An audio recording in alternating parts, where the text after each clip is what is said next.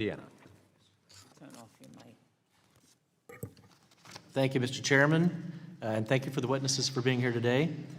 Teachers' unions across the nation have been consumed by anti-Semitic ideology and activism. Ms. Neely, can you talk about the ways in which teachers' unions perpetuate anti-Semitism in K through 12 schools? Sure. I think one great example comes from Southern California, where the Los Angeles Unified School District and the UTLA, which is an affiliate of both the NEA and the AFT, have actually created a provision to work on a joint ethnic studies commission. This went back as far as 2019 and is still in effect as of today because it was just re-signed in 2025. Half of the people on that committee are union representatives. That committee oversees implementation of the mandated course requirements in ethnic studies and associated professional development. Professional development, as Ms. Shifutinsky alluded to, is deeply problematic. Curriculum selection, recommendations for expanding ethnic studies to include gender-specific courses in sexual identity and also advocating for salary point credits so that ethnic studies teachers get a higher salary just for teaching that class. So this is incentivizing teachers to go down this path and to produce and insert this ideology into their classrooms. Adopting curriculum from places like Brown University, putting these things together, but also just across the board, we have seen these teachers' unions do things like, push curriculum like woke kindergarten, which has been paid for using federal tax dollars in districts like in Northern California. That was used in New York City public schools to have third graders sing "The Wheels on the Tank."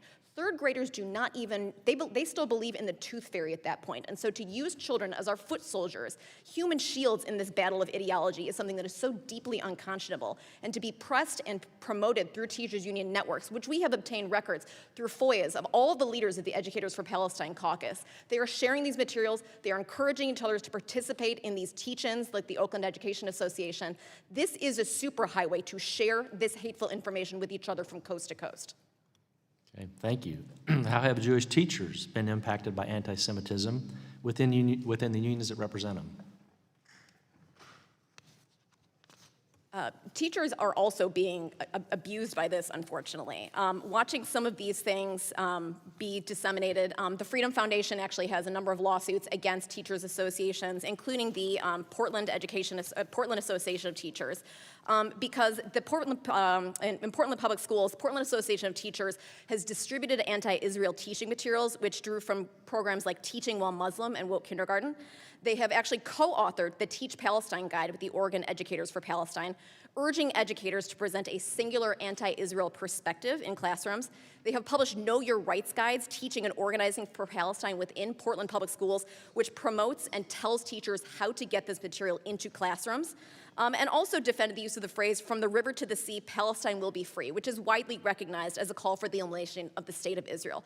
This is just one of many issues where teachers have been left out to dry. There was a protest a few months ago outside of the New York City Department of Education because those educators in that union also have been betrayed by UFT that have not stood up for them. There was a teacher in New York City public schools that came to light in this hearing last year where a teacher was chased and had to hide in a locked classroom because she was being chased by a mob. That teachers union did not stand up for her, did not defend her. If something like that happened to another teacher of a different race, of a different religion, their bloody murder would be screamed. But the silence speaks volumes, and that is unacceptable. Are these teachers given the opportunity to leave the union or voice their discontent? If they are in a public sector union, thanks to the Janus decision, they are. But if they are in a private sector, if they are a private school, if they are in a private union, they are not allowed to. And I think that is something else that hopefully this committee and Congress eventually looks at. Okay, thank you.